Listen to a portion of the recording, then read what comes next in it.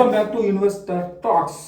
Like చేయండి, share చేయండి, subscribe చేయండి. సో మన కాకినాడలో ఏం జరిగిందంటే, కాకినాడలో పవన్ కళ్యాణ్ గారు వెళ్ళారు మత్స్యకారుల కోసం.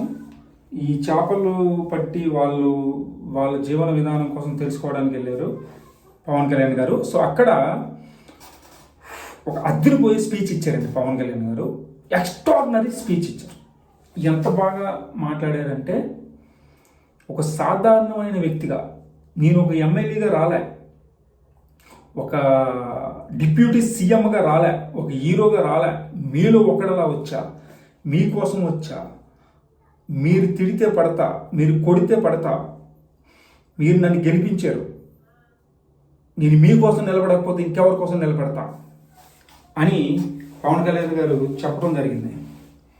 సో ఎంత గ్రేట్ మీరు ఆలోచించండి. నా జీవితంలో ఇలాంటి వ్యక్తిని నేను చూడలేదండి. పవన్ కళ్యాణ్ అనే వ్యక్తిని నేను చూడలేదు. ఒక రాజకీయ నాయకుడు నిజంగా అలా ఉంటాడా? పవన్ కళ్యాణ్ గారిలో ఉంటాడా రాజకీయ నాయకుడు? చెప్పండి, మీరు చెప్పండి. ఎంతమందిని చూసామంటే మనం రాజకీయ నాయకుల్ని ఎప్పటి నుంచో చూస్తున్నాం. ప్రజలు ఎంత క్లారిటీగా, ఎంత నిజాయితీగా, ఏదో వచ్చి బప్పం గడిపేసేసి మీకు ఏదో నేను ఇచ్చేస్తాను, మీకు చేసేస్తాను, నేను అది ఇచ్చేస్తానని చెప్పి ఈయన చేయలేదా? నేను అలా చేయను, అలా చెప్పను. నేను అలా చేసేస్తాను, ఇలా చేసేస్తాను అని చెప్పను. నాకు 100 రోజులు టైం ఇవ్వండి. ఈ 100 రోజుల్లో మీకు ప్రాబ్లం సాల్వ్ చేస్తా. ఎలాంటి పరిస్థితులు అయినా సరే మీకోసం నిలబడతా. ఎవరు చెప్తారండి ఇలాగా? అసలు ఎవరన్నా ఉన్నారా ఇలాగ? అసలు పవన్ కళ్యాణ్ లాంటి వ్యక్తి ఉన్నాడా ఇలాగా? సో చాలా గ్రేట్ అండి, చాలా చాలా గ్రేటు.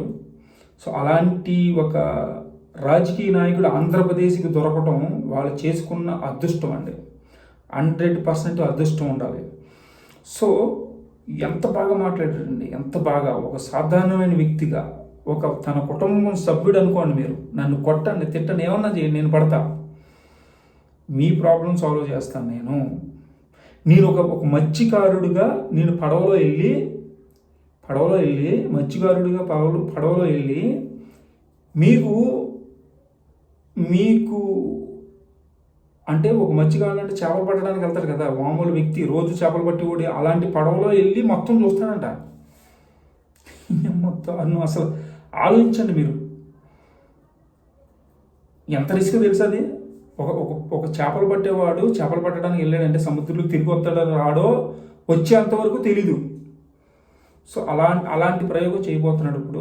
అలాగా చేపలు పట్టేవాళ్ళలాగా వాళ్ళతో పాటు వెళ్ళి పడవలు వెళ్ళి మొత్తం అందరూ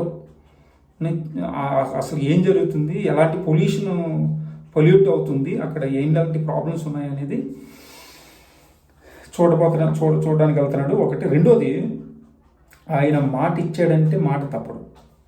రాముడు మాట ఇచ్చాడంటే మాట తప్పడు. భగత్ సింగ్ మాట ఇచ్చాడంటే మాట తప్పడు. వివేకానంద స్వామి మాట ఇచ్చాడంటే మాట తప్పడు. సుభాష్ చంద్రబోస్ మాట ఇచ్చాడంటే మాట తప్పడు. కర్ణుడు మాట ఇచ్చాడంటే మాట తప్పడు.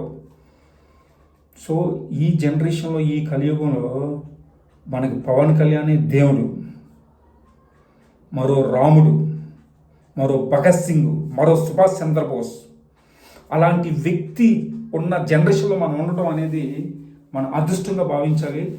సో కాబట్టి మనం ప్రతి ఒక్కరం పవన్ కళ్యాణ్ లాంటి ఒక రాజకీయ నాయకుడిని, అలాంటి ఒక నిజాయితీ పరుడిని మనం కాపాడకపోతే తప్పు చేసిన వాళ్ళు అవుతాం. ఆయన్ని అతి తక్కువ, ఆయన రాబోయే కాలంలో, రాబోయే ఫ్యూచర్లో ఆయన్ని మనం సీఎం చేయాలి, అలాగే పిఎం చేయాలి. ఆయనకి అండగా నిలబడాలి, ఆయన సినిమాలకు అండగా నిలబడాలి. అలాంటి వాళ్ళు బతికితేనే మన దేశం బాగుపడుద్ది. సో అందుకని పవన్ కళ్యాణ్ మనం ఎప్పుడు కాపాడుకుందాం. అనయ్య, నువ్వు నుండి నూరేళ్ళు హ్యాపీగా ఉండాలని కోరుకుంటూ, నీ అభిమానిగా, నిన్ను ఫాలోవర్గా కోరుకుంటున్నాను. జై హింద్.